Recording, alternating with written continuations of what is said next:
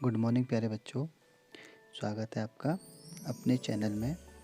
पिछले लेक्चर में हमने मानव पाचन तंत्र में ग्रसिका तक अध्ययन किया था। आज हम उसके आगे के अंग का अध्ययन करेंगे जो कि है आमाशय। यस बच्चों, आमाशय मानव शरीर में बाईं ओर उपस्थित होता है जो कि अंग्रेजी के लेटर जे के समान दिखता है, जैसे कि आपको उपरोक्त चित्र में दिखाई दे रहा है। और आमाशय एक बहुत ही महत्वपूर्ण अंग है। अब बात करते हैं आमाशय के बारे में। आमाशय एक वृहद अंग है जो भोजन के आने पर फैल जाता है। आमाशय की जो भित्ति होती है, यानी कि जो आमाशय की आंतरिक भित्ति होती है वो पेशीय होती है, अर्थात पेशियों से निर्मित होती है और जो भोजन को अन्य पाचक रसों के साथ मिलाने में सहायक होती है। आमाशय में जठर ग्रंथियाँ उपस्थित होती हैं जिनमें से जठर रस स्रावित होता है। ठीक है बच्चों, तो जैसे कि आपने देखा जो आमाशय है वो एक बहुत ही महत्वपूर्ण अंग होता है। और बच्चों यहाँ ध्यान देने योग्य बात यह है कि आमाशय में केवल प्रोटीन का पाचन होता है। तो बच्चों जो जठर रस होता है उसमें बहुत सारे अन्य पदार्थ भी होते हैं जो कि भोजन के पाचन में सहायक होते हैं। अब आगे आने वाले जो सेक्शन होगा मैं उसमें बताऊंगा कि जठर रस में कौन कौन से पदार्थ शामिल होते हैं जिसके कारण वो भोजन का पाचन करने में सहायक होते हैं।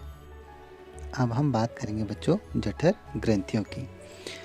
जठर ग्रंथियाँ जो होंगे बच्चों, जिनमें से जठर रस स्रावित होता है उसमें निम्न पदार्थ उपस्थित होते हैं, जिनमें से पहला है पेप्सिन, दूसरा है हाइड्रोक्लोरिक अम्ल और तीसरा है श्लेष्मा। एक और बात ध्यान देने योग्य जो है बच्चों कि जो छोटे बच्चे होते हैं, छोटे अर्थात जो दुग्धपान करते हैं, उन बच्चों के आमाशय में एक और पदार्थ स्रावित होता है जिसे बोलते हैं रेनिन, जो दूध के प्रोटीन के पाचन के लिए आवश्यक होती है। आइए अब हम इन तीन प्रकारों का एक एक कर अध्ययन करते हैं। तो सबसे पहले जिस अंग का हम अध्ययन करेंगे वो है हाइड्रोक्लोरिक अम्ल। तो बच्चों हाइड्रोक्लोरिक अम्ल जैसे कि नाम से स्पष्ट है, अम्ल होता है और इसका सबसे जो प्रमुख कार्य होता है वो भोजन के पाचन हेतु अम्लीय माध्यम तैयार करना है, जो कि पेप्सिन की क्रिया में सहायक होता है। बच्चों इस HCl के कारण ही जो हमारे द्वारा किया गया भोजन है उसमें अगर कोई भी सूक्ष्म जीव उपस्थित होते हैं तो उनको यह नष्ट करता है। दूसरी महत्वपूर्ण बात यह है कि हमारे आमाशय में जो भोजन है वो 4 से 5 घंटे तक रहता है और इतने समय तक भोजन को सड़ने से बचाने में HCl महत्वपूर्ण भूमिका निभाता है। और एक और बात जो ध्यान देने योग्य है बच्चों कि जब हम कभी भी ज़्यादा स्पाइसी भोजन खा लेते हैं, नमक मिर्च वाला जो भोजन खा लेते हैं, तो उस समय पर जो हमें खट्टी डकारें आती हैं वो इसी HCl के आमाशय में ज़्यादा बनने के कारण होती हैं।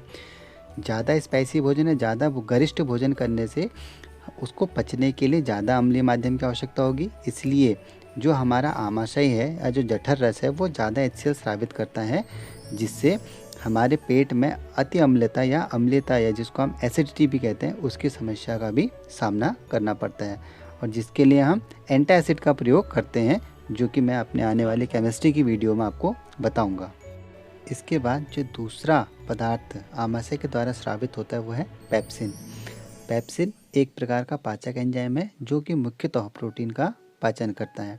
तो बच्चों जैसा आपको मैंने वीडियो की स्टार्टिंग में बताया था कि आमाशय में केवल प्रोटीन का पाचन होता है, इसलिए जो पेप्सिन नामक पदार्थ है जो स्रावित या एंजाइम जो स्रावित हो रहा है वो मुख्यतः प्रोटीन के पाचन हेतु आवश्यक होता है।